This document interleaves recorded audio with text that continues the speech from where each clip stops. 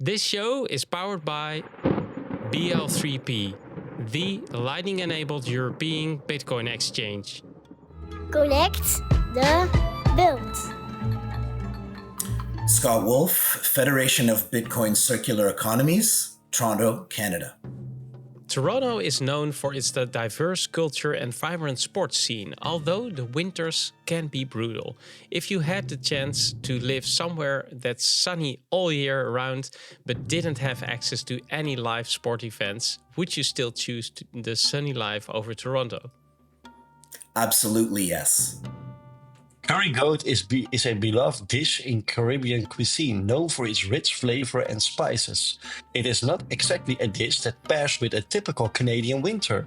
Would you still crave curry goat as much if you were snowed in during a Toronto blizzard? Yes. The 1981 film Victory, featuring football legends like Pelé and the thrilling World War II storyline, is a classic for sports and movie fans alike. But there's the real question. If Victory were remade with CGI effects and modern stars, would you still think it would hold the same appeal? No. Peter Tosh, a reggae icon and advocate for peace and social justice, left a lasting impact on music and activism, but reggae is also known for its laid-back vibes. If someone offered you a front-row ticket to a high-energy rock concert instead, would you trade in the mellow sounds of Peter Tosh for a night? No. Sorrel, made from hibiscus flowers, is a popular festive drink in the Caribbean, especially around Christmas. If you were offered a supply of Canadian maple syrup in exchange for never drinking sorrel again, would you take the trade? No. Football is known for bringing people together from all walks of life, much like Bitcoin aims to do with financial systems. Do you think there is a potential for a football event that could serve as an introduction to Bitcoin and the FBCE mission? I don't understand the question. Sorry. Do you think there's a potential for a football event that could serve as an introduction to Bitcoin and the FBCE's mission? Absolutely yes. Chinua Achebe's writings often address the complexities of tradition and change. In promoting Bitcoin circular economies, have you encountered resistance similar to the cultural tensions Achebe describes, where traditional financial systems clash with new technologies? Yes. Sunshine seems to be the main requirement for your ideal holiday destination. But if someone offered you an all-expenses-paid trip to an icy but scenic destination like Antarctica, would you take it over a sunny beach? Yes. FBCE categorized Bitcoin circular economies into 5 tiers, from emerging to advanced, based on their level of development. Given this structural approach, do you believe that a community can progress from an emerging to an advanced Bitcoin circular economy within a year? Yes. Are you Satoshi Nakamoto? No.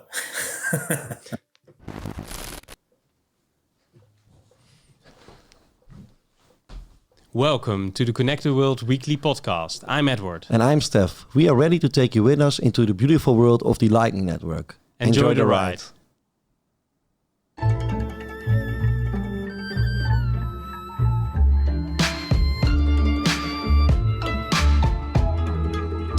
This is episode 125 of Connect World, and this show is made possible by our friends from Bitonic and BRINGIN.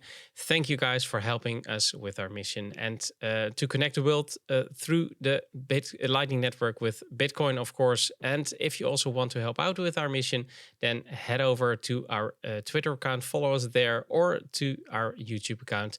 And if you have any questions at all, you can always head over to one of our Telegram groups and ask us anything. Conecta el mundo. Welcome Scott. to the show. Hello, gentlemen. Yeah, good to have you. I Thank was you so much wondering for the invitation. I Of was course, wondering, of course. Scott, I see here curry goat is a beloved dish in Caribbean cuisine. Sorrel is a popular festive drink in the Caribbean. Your favorite destination is sunny beach, beach, and you're living in Toronto. What's going wrong, man? Why don't you live on somewhere in the Caribbean or something? I mean, Well, if I could. um, um, yeah, well, I grew up in Canada. Ottawa and Toronto are very multicultural cities. Grew up with a lot of friends from the Caribbean. I have what I consider a family in Jamaica and a couple in other parts of the Caribbean, and that just has a firm grip on my soul. And so, yeah. since food, music, culture, Yeah, and yeah. obviously, warm weather. Yeah. Those are all very near and dear to me. Yeah, and how is the Bitcoin adoption going in Jamaica? I mean, you must know, right? I mean, it's not something we are very familiar with, but maybe you could tell us. Yeah, very briefly, Bitcoin adoption and use in the English-speaking Caribbean is moving very slowly. There's some incredibly passionate, talented Bitcoiners in some of the islands, Jamaica, Trinidad and Tobago, Barbados, Dominica, for instance.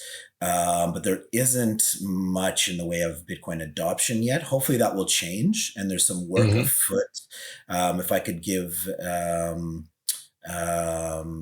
shout out to a dear friend of mine, Dread, who goes by the name of Dread, who's an amazing Yeah, developer. I was I know building a him. wallet. You He know is Dread, one. okay?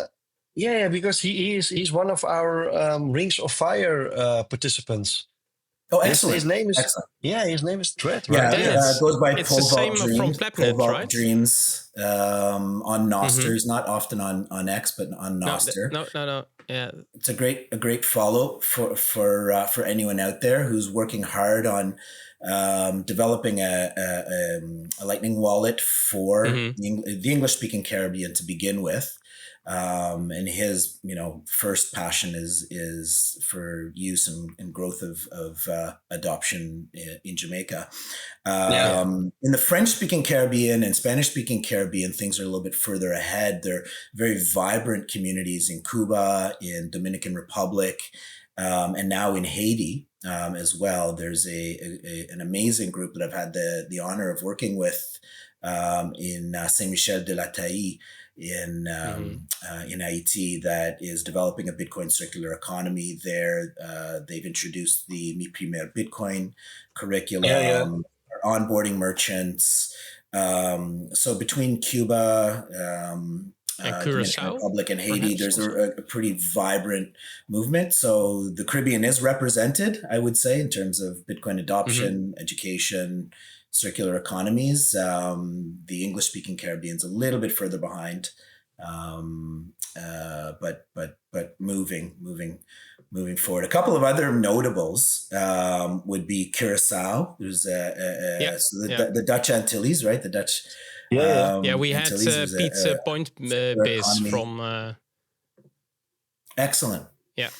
Excellent. And then it's depending who you great ask, to hear. Suriname is often considered part of the Caribbean, right? It's Yeah. on the South American continent, but is part of CARICOM, the Caribbean community, and has a really vibrant community headquartered in the capital city, Paramaribo. And I'm sure everyone has gotten to know Maya Parbo, who's running for president. Yeah, of course. Part of the movement. We had her on the show also. Excellent. Yeah. Yes, it was great to hear that, and of course we're following that the progress there. If you compare the Caribbean to, for example, Africa in terms of Bitcoin adoption, do you think they're further ahead? And I mean, I don't claim to be an expert on any of this, so I just want to be, conscious of presenting how I present myself and whatnot. This is my observation. These are my, connections with colleagues, my colleagues from and in the Caribbean, and my colleagues from and in or on the African continent are, of course, those who are best to speak to these. But, my impressions, my observations, and the conversations that we have at the Federation, from all of that, I would say generally that adoption is further ahead on the African continent than it is in the Caribbean, generally speaking. And I think that there are, understandable reasons for that, given the extent to which, throughout large swaths of the African continent, there's, exclusion from traditional financial rails. There's also higher rates of sort of endemic monetary debasement, inflation. And so I think the absolute use and need for Bitcoin, and Bitcoin as both a savings technology and as a money, I think is more acute on the African continent than it is still throughout much of the Caribbean.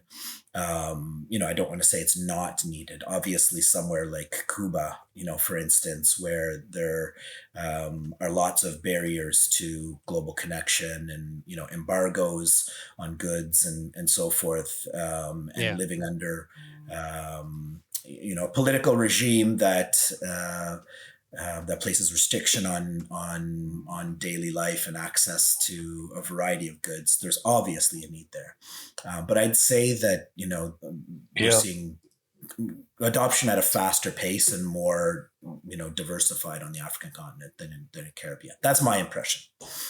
Yeah. Cool. And you're all about the federation and of Bitcoin circular economies, and we would really love to talk more about that with you, Scott. But it has to be in the 21 minutes. So if you're ready for it, we would really love to enter that part and talk about it. Go. Cool. Okay, let's do it. The 21 minutes is brought to you by BRINGIN, the app to reliably sell and spend Bitcoin from any wallet. So, Scott, amongst a couple of things, you're a coordinator of the Federation of Bitcoin Circular Economies. What is your role exactly, and what projects are you currently running? Sure. So I'm currently the coordinator of the Federation of Bitcoin Circular Economies. The Federation is an organization that we established about a year and a half ago to really help individual Bitcoin circular economies around the world to connect with each other, to better communicate with each other, and to find opportunities to collaborate with each other. My background prior to coming to the Federation and to the other role that I play with the Bitcoin Coalition of Canada was in not-for-profit management here in Canada. For the past 20 plus years, I worked in community health and development, working with community health centers, which are similar to Bitcoin circular economies in that they're local, community-based projects aimed at improving the health of individuals and groups in the local community. They share a similar approach to how they do that, a similar sort of model. They can look very different one from the other because they're responding to the local needs of their communities.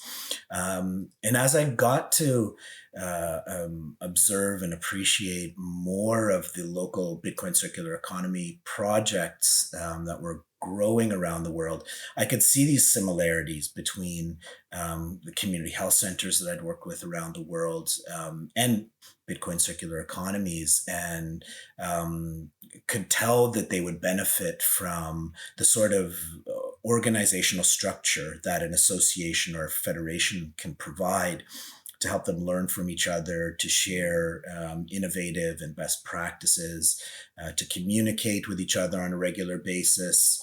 On a very practical note, so they don't reinvent the wheel, so that they borrow from each other and adapt each other's tools and best practices.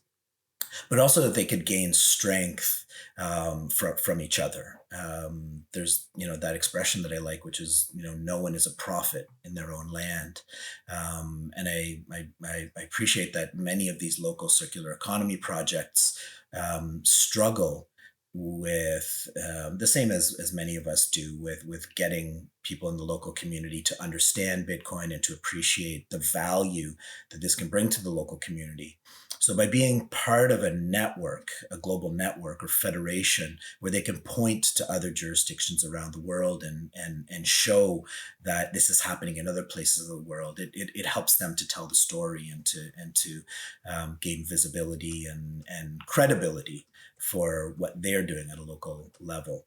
And I think that's sort of the springboard to what we work on right now. We're really just working to connect circular economies around the world, to provide ways for them to communicate with each other, helping give them regular opportunities to learn from each other. And most recently, we had our first sort of formal funding project, which was done in cooperation with Bitcoin Beach in El Salvador and Geyser Fund.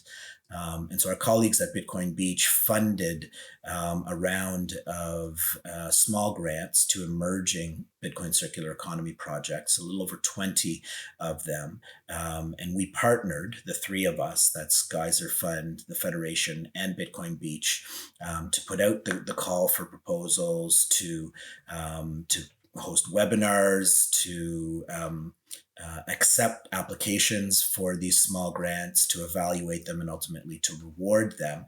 And now we're working with all of those grant recipient Bitcoin circular economy projects to help them move their local initiatives forward as well. So that's another concrete project that we worked on.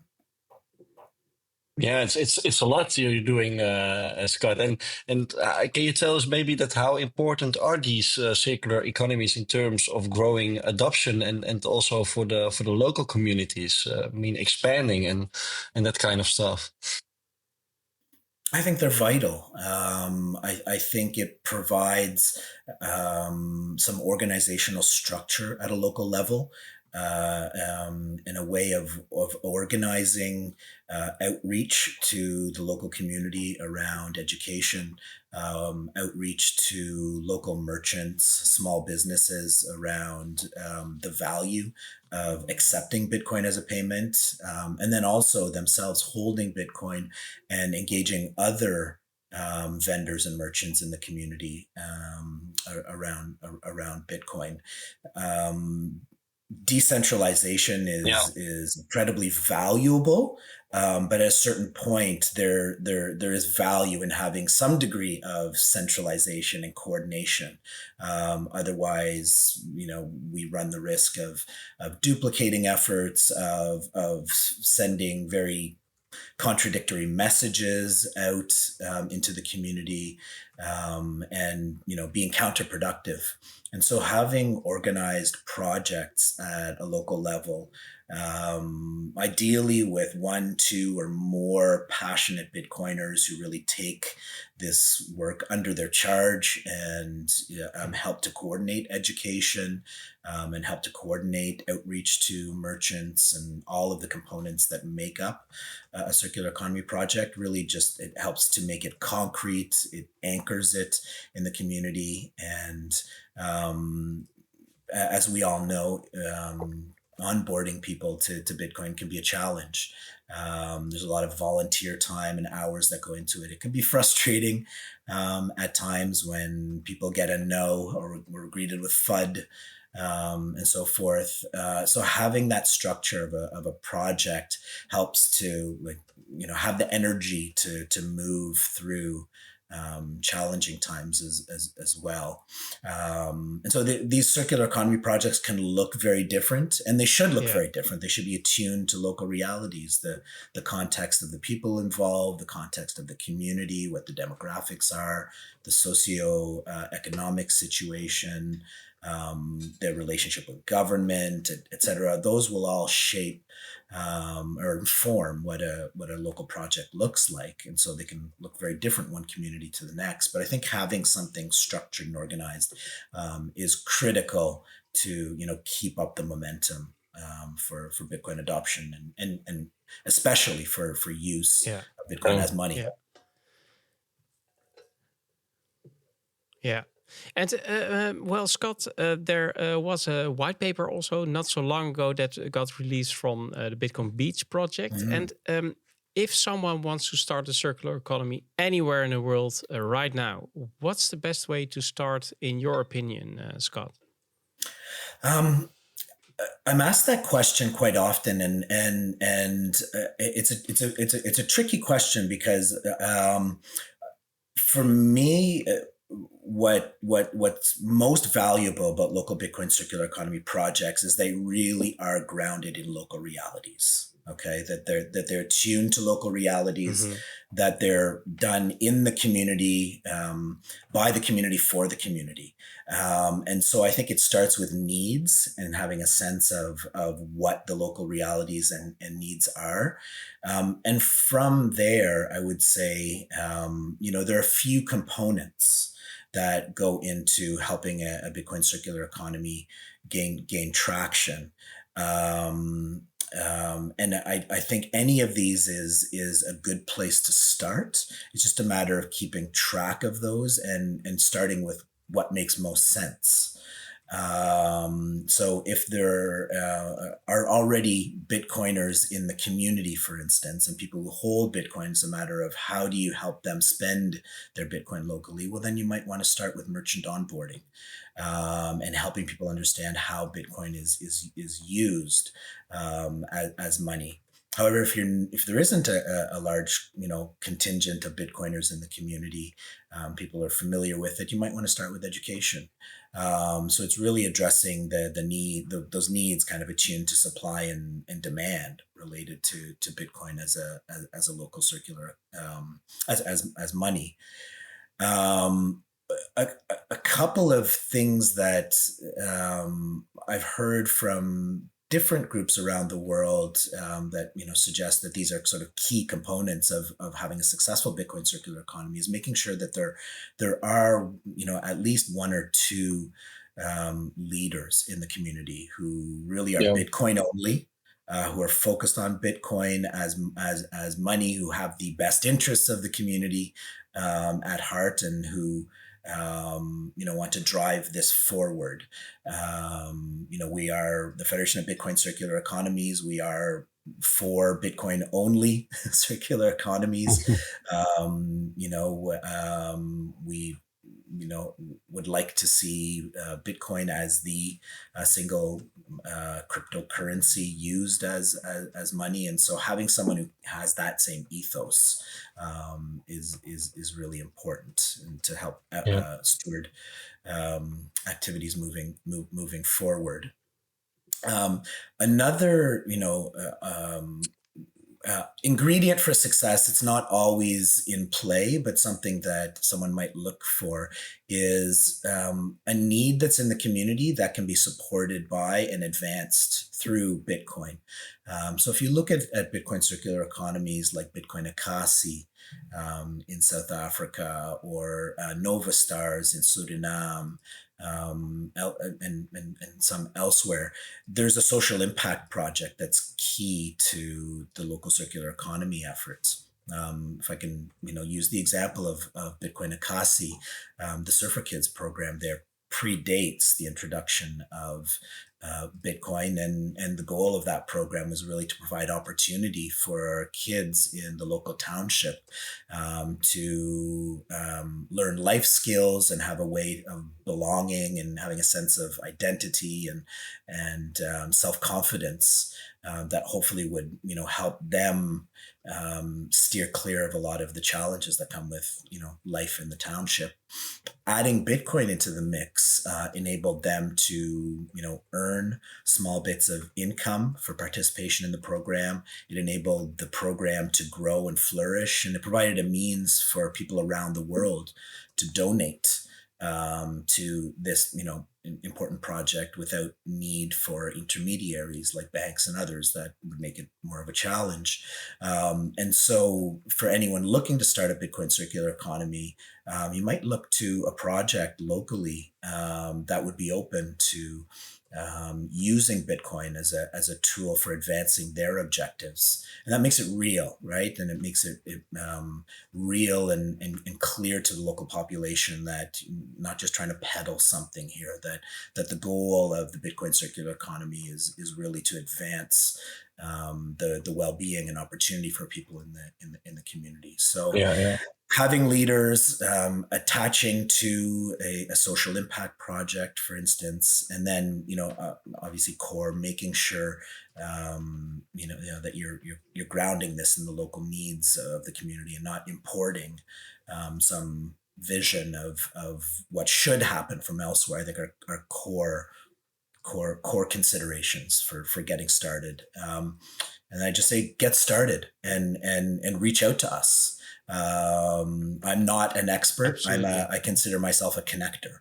The experts are the leaders of other Bitcoin circular economies. So if anyone out there is interested in starting one, reach out to us. I can provide a little bit of support, and I can connect you to other circular economy leaders around the world who would be more than glad, I know, to help your efforts. And how do you envision influencing the way communities use and value Bitcoin, Scott? And could you also expand on the 5-tier categorization of Bitcoin circular economies and its purpose you guys are handling? Sure. Well, I mean, again, I want to emphasize that the federation and the way of operating the federation is not to have a centralized knowledge base where me or a team of people are delivering expertise from on high and telling communities how to do this, right? This should always come from the community, and it should be communities helping communities, right? We're here as connective tissue. We're here to help, gather expertise, to help, gather those lessons, et cetera, share them, et cetera, and very carefully, help influence how things happen at a community level. So I want to emphasize that this really should be by communities, for communities, with our federation serving as support, because the expertise really is in the community or in the communities. And so what we did as a means of helping organize and give some structure to what circular economies look like, and helping groups understand how it is they might evolve their activities over time, is to categorize them loosely by these 5 tiers, 1 through 5. If I could speak to sort of the bookends of those tiers. So tier 1 is really groups that have identified the local community where they want to advance a circular economy and are actively working on it and have identified a leader or lead group to move that forward. So those are really just emerging groups. And, obviously as a core element of that, there is some level of Bitcoin adoption already in the community. Scott, you're also executive director of the Bitcoin Coalition of Canada. Yes. And what strategies are you employing to educate the public about Bitcoin's benefits? And how do you address skepticism or misconceptions about Bitcoin? Because in, for example, Africa, there's also a lot of skepticism, of course. How do you address it in the Canada region? Sure. Let me come to that in a moment. Let me finish the point of course. about the tiers for circular economies. And so we have that tier 1, which is really just nascent groups who are beginning the journey, all the way to tier 5, which is where we say that the Bitcoin circular economy has some organizational structure. It may be incorporated as a local not-for-profit organization. They have actively onboarded merchants and continue to do that work. They're doing educational work, and also that they've taken that step in tier 5 to actually using Bitcoin as their unit of account. locally. So not only are they using Bitcoin as money and have made great strides in that area, but Bitcoin is actually their unit of account. Yeah, so Again, everything is denominated in Bitcoin also. That's that's what, yeah. that's right. Yeah, cool. And so within those, within that spectrum from tier 1 to tier 5, there are different evolution, levels of evolution, which speak to essentially the extent to which that that local project has become more sophisticated and has increased capacity to do what it's doing. And it's really intended to give people who are operating a local circular economy or thinking of initiating a circular economy a bit of a pathway, a bit of a vision for how to grow.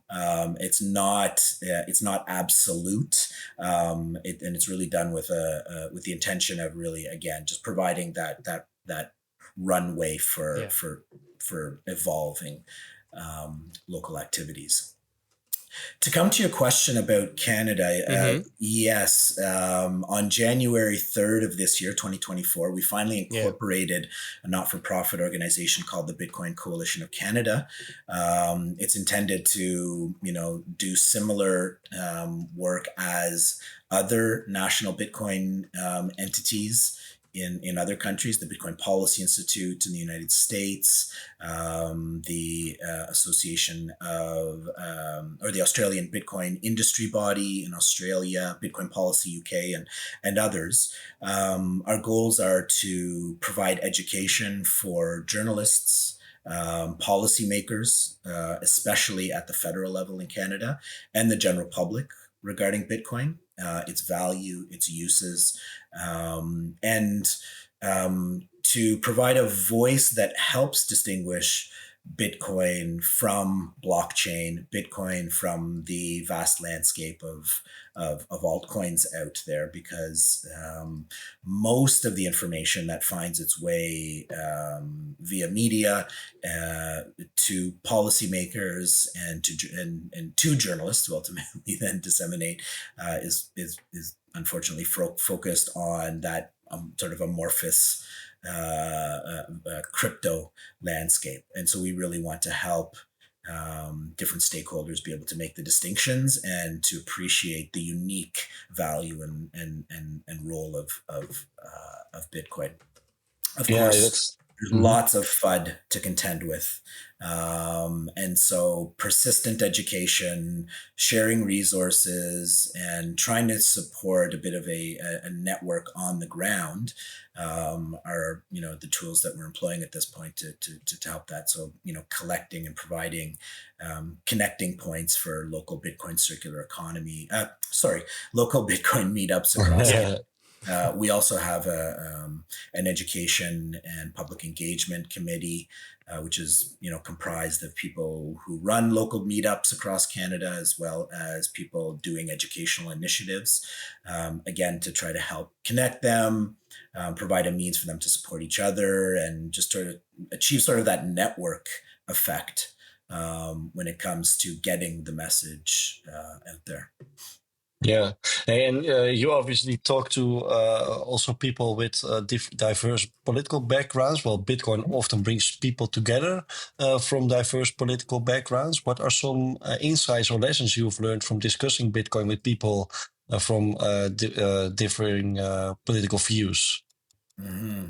Let me share my own experience. I'm quite open and transparent about the fact that I come from a sort of what we can see as a left-leaning political background here in Canada. I still hold true to many of those values that I think I brought me to that political perspective. But through Bitcoin and through all of the insights that it provides into money and the upstream causes of these things that we argue about and disagree on when it comes to tribal politics, it really helps demonstrate how so much of those are really all about coded language, and that we're really not that far apart. I really think that 80% of people agree on about 80% of things, and so the insights from Bitcoin and connecting with people from other quote unquote political perspectives, is that there's a lot of misperception and a lot of untruth to the fact that we are that politically divided. I now speak to many more people who would, in terms of their political party connections, identify as right-wing leaning, et cetera. And I think, a lot of folks who come from a conservative political background would connect with a lot more quote unquote progressive Bitcoiners. We have common reference points. And I think those of us who've taken the time to talk to each other, see that we fundamentally agree on a lot of what we believe a better, healthy, functioning society should look like. We may disagree a little bit on how to arrive at that endpoint, but the more that we connect regarding money and the fact that all of the challenges that we face societally are really downstream from the money, the more it enables us to actually arrive at some consensus around what some of the solutions might be. So all of that to say that I think Bitcoin's an incredibly powerful tool for uniting us, helping us to, see beyond these tribal political affiliations and to actually kind of look for compromise and solutions that, that are grounded in these very human desires to have a better society. And so that continues for me. The more that I'm immersed in the Bitcoin world, the more I see these sorts of connections being made. And I'd like to think that we can even influence the tone of discussion and comportment at the level of organized politics. Yeah. I'm sure we are. Indeed. Yeah, politics are now absolutely. sport, essentially. It's very tribalized, but I'd like to think that, as we fix the money and as we disintermediate some of these, large influences that push that tribalization of politics, I'd like to think that maybe we can get back to a point where politicians speak civilly across the aisle, where they look for compromise and where they actually do what they're supposed to be there to do, which is represent all of us rather than get bogged down in tribal politics. We heard the gong. We had a lot of more questions, but we are going to the lightning bingo. Then there's one question still for you. So let's head over there. Okay. Connetti il mondo. Yes, we have one question left for you, Scott. And the fun thing is, you may choose yourself because we prepared a question from Evan Kaludis. He's from Zeus, the Lightning wallet, and from Sync, and he is from Cypher.space. It's like a marketplace built on Nostrdam. So which one will it be?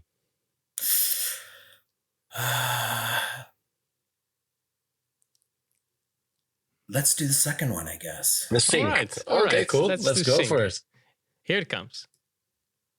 Hi, my name is Sync from Cypher.space, and my question is, do you think that eCash is the ultimate scaling solution to Bitcoin?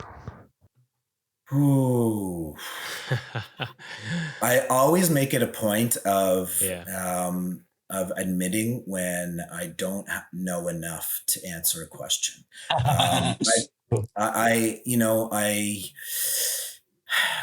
I see promising things, and there are a good number of people that I have tremendous respect for who've been speaking a lot about eCash. And that leads me to want to learn more and to not dismiss it out of hand. Of course. And so, a qualified yes, that I think it provides a scaling option.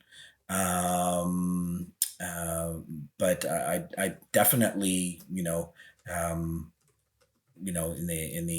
the spirit of don't trust, verify, would have to say no. I can't imagine that provides the ultimate scaling option until I'm provided further information to actually verify a statement like that. But I do think that it's a promising contribution to the Bitcoin ecosystem, and perhaps one among many mechanisms to help scale adoption and use. Yeah, But that's as far as I'd be, comfortable going.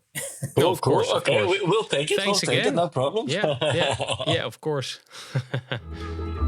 Helt niet. Wel. Well, Scott, thanks for making time to talk to us and all the great things you guys are doing. I think it's very important to, as you already said in the interview, to bring those communities together and help them learn from each other. So, and I think, the adoption of Bitcoin will drive through those communities. So, thanks a lot for your work on that side. Where can people follow you, Scott, if they want to learn more or maybe get in touch with you, maybe start a community? Where can people reach out to you?